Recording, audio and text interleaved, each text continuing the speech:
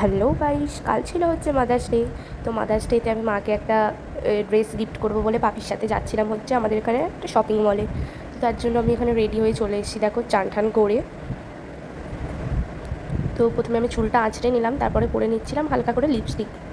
তো আমি মেকআপ সেরকম কিছু করিনি, মুখে আমি কিছুই মাখিনি, শুধু আমি আইব্রোটা ড্র করে নিয়েছি হালকা করে, লিপস্টিক করে নিয়েছি।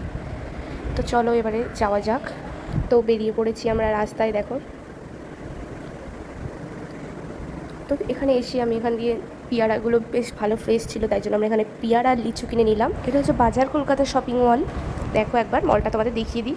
এটা হচ্ছে উলুবেড়িয়া ব্রাঞ্চ। আর আমি এখানে কিছু নাইট ড্রেস একটু ট্রায়াল করে দেখে নিচ্ছিলাম। তো এই ড্রেসটা আমার খুবই পছন্দ হয়েছে, তাই এটা আমি নিয়ে নিয়েছি। আর এখানে আমার বাপি আমার মায়ের জন্য ড্রেস চয়েস করে নিয়েছে। আর আমি এখানে দেখো এই কিউট ক্লিপটা নিয়েছি। আর নিয়েছি হচ্ছে ভাইয়ের জন্য একটা পেন্সিল বক্স।